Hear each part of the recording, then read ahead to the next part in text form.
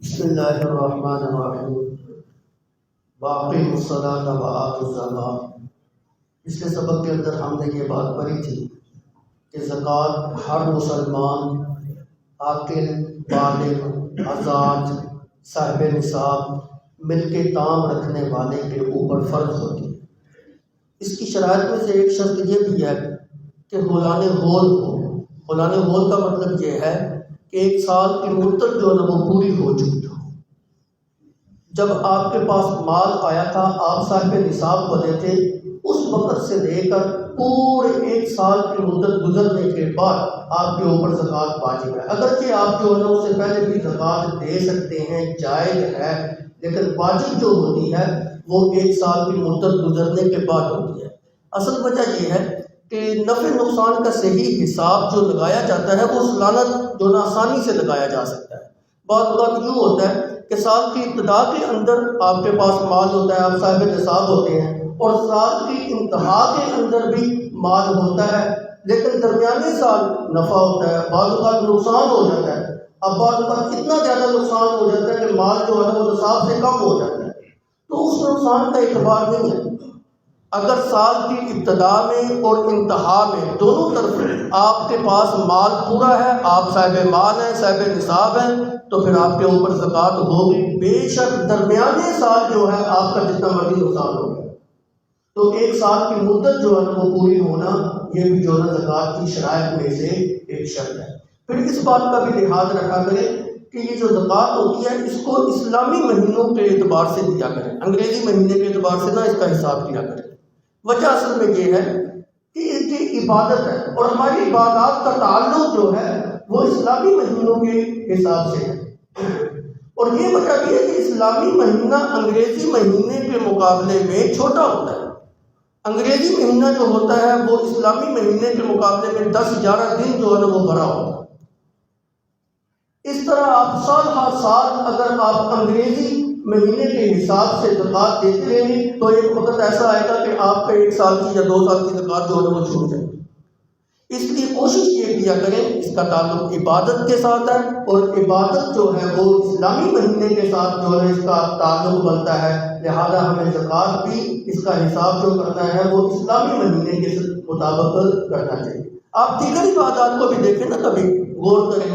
رمضان جو ہے، رمضان کے مہینے میں روزے رکھنے کا حکم ہے، تو رمضان اسلامی مہینہ ہے، انگریزی مہینہ نہیں ہے۔ روزے جو رکھے جاتے ہیں وہ اسلامی مہینے کے اندر رکھے جاتے ہیں۔ حج جو کیا جاتا ہے وہ ذوالحجہ کے مہینہ میں کیا جاتا ہے، یہ اسلامی مہینہ ہے، انگریزی مہینہ نہیں ہے۔ عاشورہ کا دن جو آتا ہے یہ اسلامی مہینے کے اندر آتا ہے، 10 محرم کے دن، انگریزی مہینے کے اندر نہیں آتا۔ اسی طرح جو ہماری چھوٹی عید ہے اور بڑی عید ہے، یہ اسلامی مہینوں کے تہوار ہوتے ہیں، یہ انگریزی مہینوں کے اندر نہیں آتے۔ رمضان جو ہے یہ بھی اسلامی مہینہ ہے۔ اب آپ دیکھیں کبھی رمضان گرمی میں آ رہا ہے، کبھی جو سردی کے اندر آ رہا ہے، معلوم ہوا کہ اس کا تعلق انگریزی مہینے کے ساتھ ہے، اسلامی مہینے کے ساتھ۔ تو جس طرح دیگر عبادات اسلامی مہینے کے مطابق ہم کرتے ہیں، اسی طرح زکوٰۃ کا حساب بھی اسلامی مہینے کے مطابق کیا کریں۔ بلکہ میں تو یہ کہوں گا کہ ہم لوگ مسلمان ہیں، ہمیں اپنے دیگر معاملات، تجارت کے لین دین، اپنے بچوں کی شادیاں، یہ بھی جو ہے اسلامی مہینے کے مطابق جو ہے وہ کرنی چاہیے۔ ہم اپنے بچوں کی شادیوں کی تاریخ جو طے کرتے ہیں وہ انگریزی مہینے کے حساب سے جو ہے وہ طے کرتے ہیں۔ یہ بات جو ہے اچھی نہیں ہے، مناسب نہیں ہے۔ میں اس کو گناہ کا باعث تو نہیں کہتا، لیکن جو ہے ہم مسلمان ہیں، ہمیں اپنا معاملہ جو ہے اسلامی مہینوں کے حساب سے کرنا چاہیے۔ الحمدللہ مدارس کے اندر آپ کو یہ بات بھی ایک ملے گی کہ ہم مدارس والے اپنے بچوں کو جو تعلیم دلواتے ہیں ہم اسلامی مہینے کے حساب سے جو ہے وہ چلتے ہیں۔ ہمارے مدارس کے اندر جو اساتذہ کو وظائف ملتے ہیں وہ اسلامی مہینے کی ابتدا کے اندر جو ہے ملتے ہیں، اس کا انگریزی مہینے کے ساتھ کوئی تعلق نہیں ہوتا۔ تو ہم مدارس کے اندر جو ہے اسلامی مہینے کے مطابق اپنے معاملات جو ہے کرتے ہیں، تعلیمی امور جو ہے وہ اسلامی مہینوں کے ساتھ ہوتے ہیں۔ اسی طرح ایک اور بہت بڑی خرابی، خاص طور پہ وہ عورتیں جنہوں نے عدت گزارنی ہوتی ہے، ان کو بھی چاہیے کہ اپنی عدت کے ایام کو اسلامی مہینے کے مطابق شمار کریں، انگریزی مہینوں کے مطابق شمار نہ کریں۔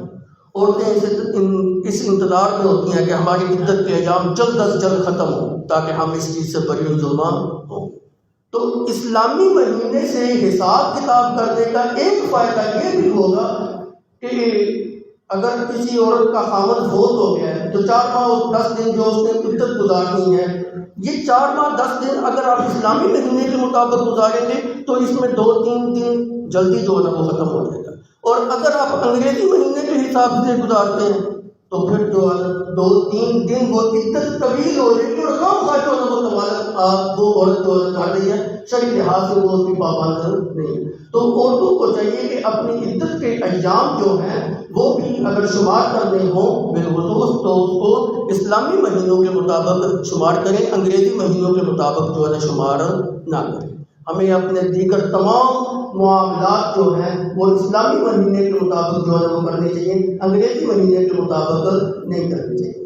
تو اسی طرح زکوٰۃ کا بھی معاملہ ہے کہ جس وقت انسان زکوٰۃ ادا کرے اس کو چاہیے کہ 1 سال کی مدت جو ہے پوری ہو، اور وہ سال جو ہے اسلامی مہینے کے اعتبار سے کرے۔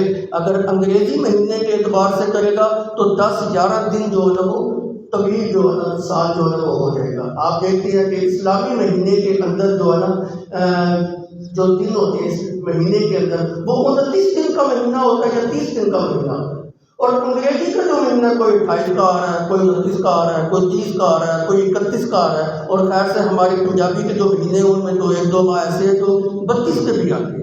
اس لیے جو اسلامی مہینہ ہے وہ انگریزی مہینے کے مقابلے میں جلدی ختم ہو جاتا ہے، اس لیے ہمیں دیگر معاملات کی طرح، دیگر عبادات کی طرح زکوٰۃ والا جو معاملہ ہے وہ بھی اسلامی مہینے کے مطابق کرنا چاہیے۔ اللہ ہمیں توفیق عطا فرمائے۔